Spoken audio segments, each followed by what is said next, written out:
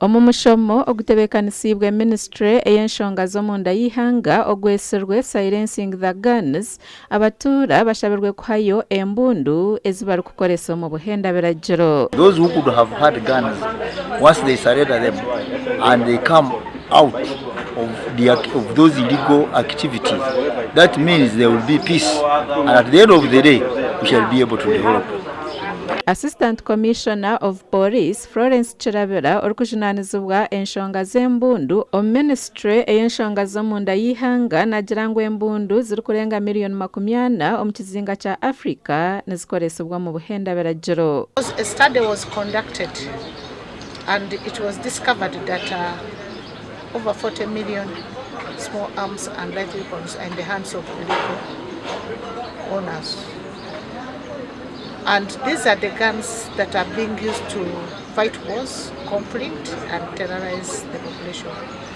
Omukoro ogu gushyikirweho abebembezi kuruga mu ofisi zitari zimwe na zimwe kuruga mu budingiya obwabwamba Rwenzori hamwe no mu makanisa. Antero ya kweruko ave nasa anaketa kioleka kirete kanuta mukwata otamuhamo to no settlement ba koleke oleka se hembe no mutawo byabulemi bakoleke bamuye buke nangeni neretie. We have our structures. We have the chieftains, we have our clan leaders, and we have our native chiefs.